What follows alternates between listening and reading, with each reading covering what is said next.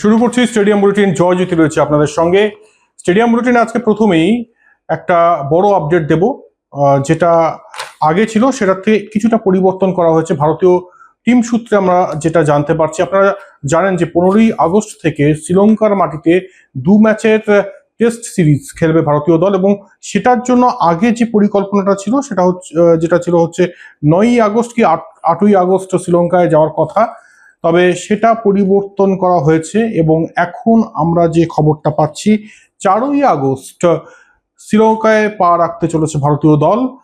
ভারতীয় টিম কি হয় সেদিকেও তো আমাদের নজর থাকবে। তবে তাদের যে পরিকল্পনা শ্রীলঙ্কায় কি মানে এত তাড়াতাড়ি যাওয়ার কারণ কি সেটাও আমরা জানাবো।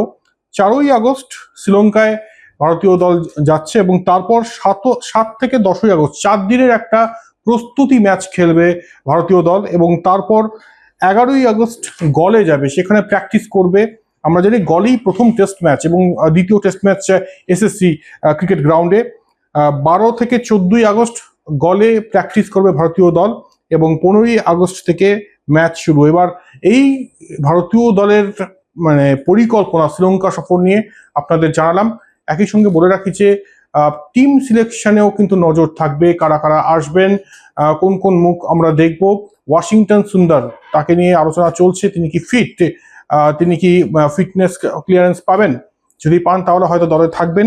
তবে একই সঙ্গে একটা খবর এটাও যে নীতিশ কুমার রেড্ডিকে নিয়েও চর্চা চলছে, তিনি কতটা ফিট, রবীন্দ্র জাদেজারও কামব্যাক হতে পারে, নানান রকম জল্পনা। তবে এই যে সফরসূচি তার আগে ভারতীয় দলের যে পরিকল্পনা সেটা আপনাদের জানালাম যে ভারতীয় দল কিন্তু 4ই আগস্ট শ্রীলঙ্কায় যাওয়ার কথা এবং সেখানে 7ই আগস্ট থেকে একটা 4 দিনের প্রস্তুতি ম্যাচ, তারপর 11ই আগস্ট গলে যাবে, সেখানে 2 দিন প্র্যাকটিস করবে, 15ই আগস্ট থেকে ম্যাচ শুরু এবং তারপরে দ্বিতীয় টেস্ট ম্যাচ আমরা জানি এসএসসি ক্রিকেট গ্রাউন্ডে দ্বিতীয় টেস্ট ম্যাচ খেলবে ভারতীয় দল।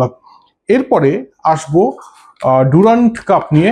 আপনারা জানেন যে আর কিছু মানে আর কয়েক ঘন্টার অপেক্ষা, যদি প্রিসাইসলি বলি 25 তারিখে ডুরান্ট কাপ শুরু এবং প্রথমেই কলকাতা ডার্বি, প্রত্যেকের নজর থাকবে এই কলকাতা ডার্বিতে।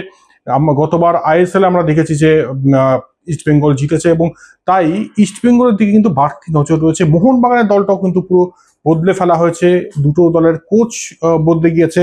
গতকাল কোচিং করেছেন অ্যান্টনিও লোপেজ হাবাস, ইস্টবেঙ্গলের কোচ, নতুন কোচ। আমি বলে রাখি যে আজকে যে আমরা খবরটা পাচ্ছি, গতকাল শেষ রাতে ড্যানি র্যামিরেজ, 10 নম্বর জার্সিধারী ড্যানি র্যামিরেজ, তিনি পা রাখেন এবং পাঞ্জাব এফসি থেকে তাকে নেওয়া হয়েছে। মিগুয়েল ফিগুয়েরা যখন মানে দল থেকে তার নামটা যখন উঠে যায় ইস্টবেঙ্গলের, তারপর থেকেই কিন্তু তাকে নেওয়ার জন্য তোড়জোড় শুরু হয়েছিল এবং অবশেষে 1 বছরের কন্ট্রাক্টে ড্যানি র্যামিরেজকে নেওয়া হয়েছে এবং তিনি গতকাল রাতে চলে এসছেন এবং তিনি এই কটা প্র্যাকটিস সেশন অবশ্যই অনুশীলন করবেন, নিজেকে তৈরি রাখবেন ডার্বির জন্য। এবং একই সঙ্গে বলে রাখি যে আজকে রাতে রশিদ আসতে চলেছেন, অর্থাৎ ইস্টবেঙ্গলের শক্তি বৃদ্ধি হচ্ছে ধীরে ধীরে। আর অ্যান্টনিও লোপেজ হাবাস তিনি যেটা বলছেন যে খুব লিমিটেড প্র্যাকটিস সেশন আমরা পাবো এবং সেই প্র্যাকটিস সেশনে আমরা দলটাকে গুছিয়ে নেওয়ার চেষ্টা করব। আর একই সঙ্গে মোহনবাগানের বিরুদ্ধে কি গেম প্ল্যান করা যায় সেদিকেও কিন্তু আমাদের নজর থাকবে। একই সঙ্গে বলে রাখি যে অন্য কোচ মানে মোহনবাগানের কোচ তিনিও প্র্যাকটিস করাচ্ছেন এবং আজকে যে খবরটা আমরা পাচ্ছি যে ড্রেন ড্র্যাচিচ তিনি প্র্যাকটিসে যোগ দিয়েছেন, তার দিকে নজর থাকবে। এছাড়াও শুভাশিস বসু, আপুইয়া, আশিস রায়ের পাশাপাশি তন্ময় ঘোষ, সায়ন বন্দ্যোপাধ্যায়, রবিলাল মান্ডি, এরা প্র্যাকটিস করেছেন। কি প্র্যাকটিস করেছেন? সিচুয়েশন প্র্যাকটিস, ট্রানজিশন, যেগুলো প্র্যাকটিস করানো হয় অ্যাকচুয়ালি সেই লাইট মোডে তাদেরকে প্র্যাকটিস করানো হয়েছে। ওই একই কথা মোহনবাগান কোচের তরফ থেকেও যে প্রথমে একটু সাজিয়ে তারপরে কিন্তু আমরা গেম প্ল্যান সাজাবো এবং এই যে লড়াইটা, এই যে হাবাস এবং ডিলম পেরেসের মধ্যেকার যে লড়াইটা, দুই কোচের মগজাস্ত্রের লড়াইটা, সেটা দেখার জন্য কিন্তু প্রত্যেকে মুখিয়ে রয়েছে। কারণ এ কোন ইস্টবেঙ্গল, এ কোন মোহনবাগান, সেটার পরিচয় কিন্তু আমরা ডুরান্ডের প্রথম ম্যাচেই পেয়ে যাব। শেষ খবরে আসছি, সেটা হচ্ছে আগামীকাল ভারত বনাম জিম্বাবুয়ে ম্যাচ এবং সেই ম্যাচের দিকে অবশ্যই অনেকেরই আগ্রহ রয়েছে। কেন আগ্রহ রয়েছে? একটাই নাম, সেটা হচ্ছে বৈভব সূর্যবংশী। বৈভব সূর্যবংশী দুর্ধর্ষ ব্যাটিং করেছেন এই হারারেতে, আপনাদের নিশ্চয়ই মনে রয়েছে আন্ডার-19 খেলার সময় 175 একটা ইনিংসে, সেই ইনিংসের ফ্ল্যাশব্যাক কি দেখা যাবে? বৈভব সূর্যবংশী প্র্যাকটিস করছেন এবং অন্যান্য ব্যাটাররা, তিলক বর্মা অনেকক্ষণ ধরে প্র্যাকটিস করেছেন। আর যে নর্মাল প্র্যাকটিসগুলো সেগুলো করানো হয়েছে ভারতীয় ক্রিকেটারদের। VVS লক্ষ্মণ আশাবাদী যে ভালো পারফরমেন্স দেবে ভারতীয় দল। ঋষিকেশ কানিতকর তিনিও আশাবাদী যে ভারতীয় দলের পারফরমেন্স যথেষ্ট ভালো হবে।